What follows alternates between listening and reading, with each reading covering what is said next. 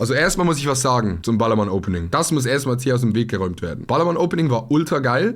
Ich habe gesagt, yo, ich mach ein bisschen ruhiger und so. Das hat auch Frege, glaube ich, in seinem Stream gesagt. Ich habe gesagt, yo, Chat, ich mach ein bisschen ruhiger. Ich sag mal so, der erste Abend war nicht ruhig. Er war so das komplette Gegenteil von ruhig. Wir haben uns komplett weggescheppert. War aber ein richtig witziger Abend. Am zweiten Abend sind wir so normal reingegangen. Am dritten Abend habe ich noch Füllkrug mit Mark Eggers gespielt und dort haben wir ein bisschen chilliger gemacht. Also insgesamt, man muss sagen, Chat, wenn Trimax nicht da ist, wenn Niki nicht da ist, wenn so dieser richtig krasse Kern nicht da ist, dann ist es grundsätzlich schon mal ein bisschen chilliger, was ganz geil ist. Weil dann wachst du nicht um 10 Uhr morgens mit dem Kater auf und bekommst einen Anruf von Niki, der sagt, yo, aufstehen, wir gehen jetzt ins Restaurant und trinken dort 4 Bier.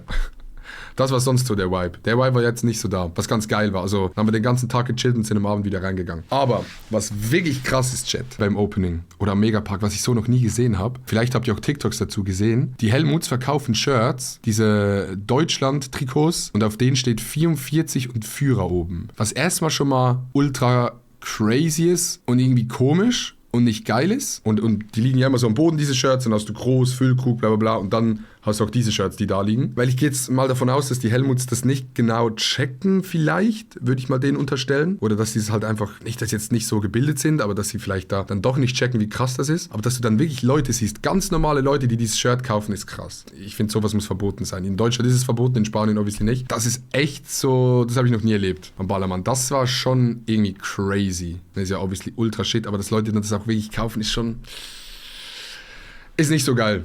Das ist das Einzige, was nicht so geil ist. Rest war wie immer, alle haben dumm gesoffen. Auftritt mit Eggers sicher Highlight. Ja, Auftritt mit Mark Eggers war ultra geil. Ich muss auch wirklich sagen, der Auftritt von Mark ist noch mal geiler geworden. Man merkt jetzt so, erstens mittlerweile, der hat ultra viele Songs, die alle Leute kennen. Oberteil, crazy Banger. Wenn Oberteil läuft, no joke, alle gehen ab. Ultra geil.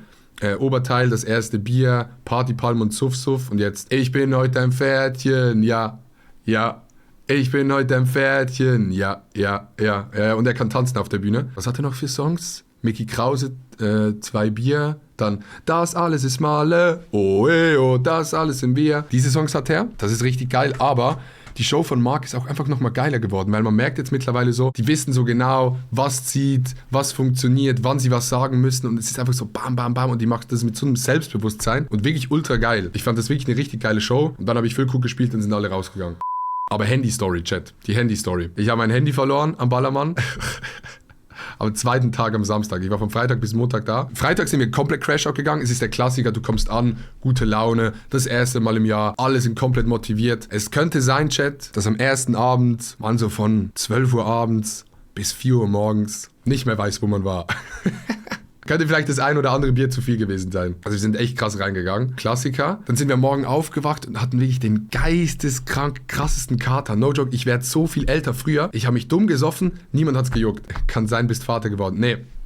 Da bin ich habe, no joke, ich weiß nicht, wie das bei euch ist oder vielleicht trinkt ihr auch gar nicht, vielleicht gibt es den einen oder anderen, der so ein bisschen trinkt. Ich habe ein Feature bei mir, was wirklich ultra geil ist. Ich habe ab und zu, wenn ich ein bisschen zu viel trinke, einen kleinen Filmrissi. Das kann passieren, aber ich weiß, und das finde ich so geil, wenn ich Filmriss habe, ich mache keine Scheiße, ich pöbel niemand an. Ich bin einfach nur der Hurensohn, der einfach besoffen ist. Und das finde ich ultra geil. Ich baue einfach keine Scheiße, ich werde nicht aggressiv, nix. Ich bin einfach da, singe irgendwie noch mit, funktioniere noch. Das ist sehr, sehr geil. Ich bin einfach ein Chill-Guy dann, ja. Weil es gibt auch die Leute, die dann in einen anderen Modus switchen. Das ist ganz geil, dass ich das weiß, dass da nichts passieren kann. Dann am Samstag aufgewacht, geisteskranken Kater gehabt. So was habe ich noch nie erlebt. Ich werde alt, das kackt mich komplett an. Dann irgendwie so im Hotel gechillt. Dann sind wir so 5 Uhr abends, 6 Uhr abends wieder rausgegangen. Und dann sind wir langsam wieder reingegangen. Und es hat auch geklappt, wir sind wieder reingekommen. Meine Theorie ist, Chat, ich weiß nicht, ob ihr das fühlt. Mann, ich rede jetzt so viel über Saufen. Leute, sauft nicht. Außer ihr seid am Ballermann, dann könnt ihr saufen. Meine Theorie ist, wenn du am Abend vorher einen Filmriss hast, dann kannst du am Tag danach keinen Filmriss mehr haben. 2-mal Filmriss hintereinander und ich rede nicht von so 10 Minuten, sondern schon so dieses 1, 2, 3 Stunden Ding. Das hat auch geklappt. Ich hatte keinen Kater mehr am zweiten Tag. Ich war so gut dabei, aber nie so drüber, sondern einfach so geil betrunken, so ganz geil betrunken. War im Megapark. Finch hat gespielt. Digga, Finch im Megapark, Liebe auf der Rückbank, insane. Ich glaube, no joke, ich habe noch nie so einen krassen Song gesehen, wo alle standen, mitgesungen haben. Das war eine insane Stimmung. Finch war wirklich geisteskrank. Ich habe gehört, der Eintritt war 50 €, was schon teuer ist, ehrlich gesagt. Aber ja, das war das. Und dann sind wir weitergezogen in so ein Restaurant. Dann sind wir in der Rutschbahn gewesen, schon relativ früh. Für die Leute, die Rutschbahn kennen, das ist so ein kleiner Club, wo eigentlich alle immer am Ende landen. Also wenn so 5 Uhr morgens ist, dann landest du in der Rutschbahn. Da geht eine Rutschbahn runter. Wir sind aber aus der Rutschbahn wieder raus, weil es so geistkrank voll voll war und dann in den Bierkönig gegangen. Und im Bierkönig stehe ich irgendwo auf so einem Stuhl drauf, gut angetrunken, aber ich habe alles gecheckt und so, also war jetzt nicht drüber. Fast so an meine Tasche, weil ich habe immer auf Mallorca so eine Tasche dabei mit einem Reißverschluss, wo mein Handy drin ist, weil ich habe immer Trainerhosen an und da fällt das raus. Hab die Tasche hier, stehe so oben, singe irgendwie so Hex, Hex, ich mach's wie Bibi Blocksberg und komm auf meine Bühne. Fass so meine Tasche an, merk so, warte mal, ist mein Handy noch drin? Greif rein, Powerbank da, Ausweis da, Handy weg. Okay, krass. Dann fasse ich meine Taschen an, Handy weg. Und jetzt kommt das Ding. Ich habe dann so gemerkt, okay, holy shit, jetzt kracht hier gerade gewaltig. Handy ist weg. Es war irgendwie so 3 Uhr morgens, oder auch 2 Uhr morgens vielleicht, kann auch sein, 2 Uhr morgens. Handy weg, es kracht komplett. Ich war unterwegs mit Greta und mit Mike. Mike kennt ihr vielleicht von Kevin, der war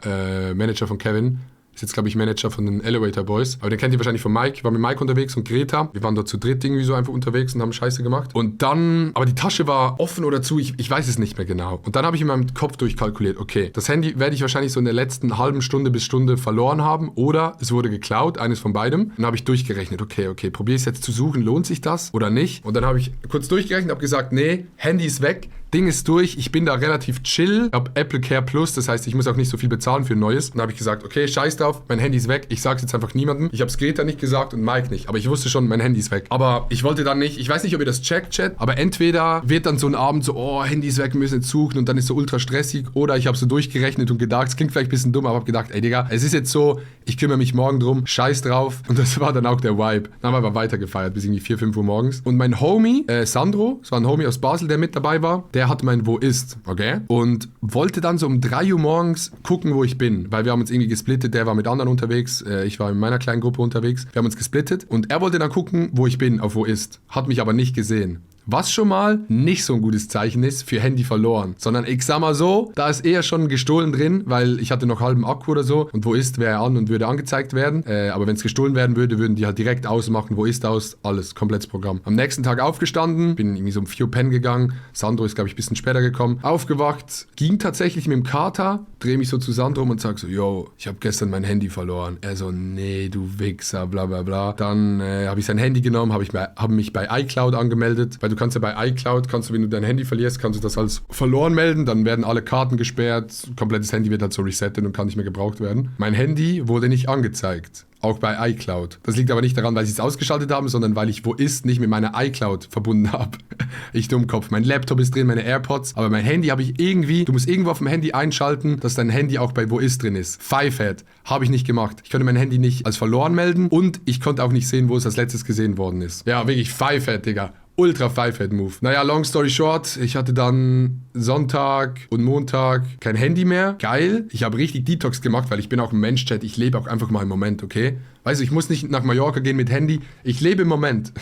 Das war dann mein Joke die ganze Zeit. Ich hatte kein Handy mehr, war tot. Wollte mir am Montag eines kaufen, hab's dann aber nicht gemacht in Mallorca, weil ich irgendwie, checkt ihr das? Ich hatte irgendwie Angst, dass so die Handys, die in Spanien verkauft werden, vielleicht irgendwo anders sind. Irgendwie im Betriebssystem oder irgendwas anders eingestellt ist, weil es ein spanisches Handy ist. Dann habe ich gesagt, okay, scheiß drauf, wir checken normal am Flughafen ein. Dann sind wir wie Rentner, Digga, hingegangen, haben uns unsere Tickets geholt, hatten diese geilen, echten Tickets in der Hand und sind so zurückgeflogen. Konnte mir erst nicht am Montag, sondern weil wir zu spät angekommen sind, erst gestern Morgen ein neues holen. iPhone 16 Chat. Ich habe immerhin das neue jetzt. Und habe dann gesehen, dass mein Handy irgendwo, ich weiß nicht wo, ich bin mir nicht ganz sicher, in meinem TikTok habe ich gesagt Afrika. Es war so eine Stadt bei Wo ist, wo mein Handy ist. Und es war so reingezoomt, so irgendwie. Und hier war eine Stadt und es sah sehr trocken aus. Es war entweder hier, Saragossa, dachte ich, dass es war, weil ich habe es nur ganz kurz gesehen bei meinem iCloud, weil danach wurde ich ausgeloggt, irgendwie automatisch, weil die dachten, ich bin fake und will mich irgendwie einloggen. Oder es war irgendwas in Afrika. Ich weiß nicht mehr. Weil ein Homie von mir hat es auch schon erlebt, dass sein Handy geklaut wurde. 2 Tage später war das Ding in Afrika. Direkt verschippt. Direkt weg. Auf jeden Fall, also ich bin mir zu 99% sicher, dass es gestohlen wurde. Weil es hatte Akku. Mein Homie wollte in der Nacht noch gucken, wo ich bin, bei Wo ist. Wurde nicht mehr angezeigt, weil es aus war. Und 2 Tage später wurde es irgendwo angezeigt, was nicht mehr Mallorca war.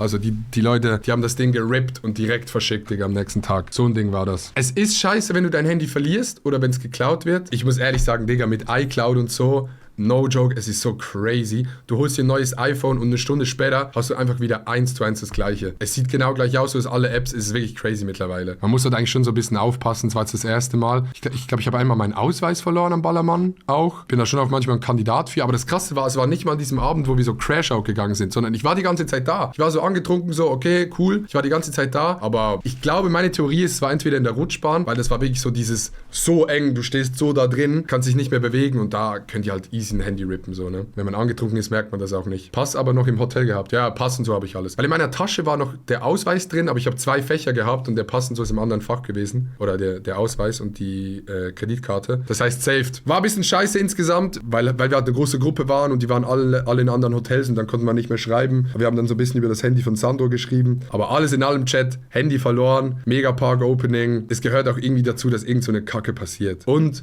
ich habe ein iPhone 16 jetzt. Das ist ganz geil. Egal, ein Placement und das Handy ist mehrfach wieder drin. I wish. Bro, I wish. Aber ja, das war die Story aus Mallorca-Chat. Es war ein Fiebertraum. Ich lebe noch. Ich bin nicht krank geworden. Saved. Auftritt mit Marc Ergers war ultra geil. Ich glaube, noch nie hatten so viele Leute Füllkrug. Ich bin auf die Bühne gekommen, alle, Leute, lasst noch einmal für die deutsche Nationalmannschaft feiern. Für letztes Jahr, für das Halbfinale. Sie haben zwar nicht gewonnen, aber lasst uns noch einmal die deutsche Elf feiern. Und dann Füllkrug mit Bier. Ist das krass. Ja, das war ganz geil.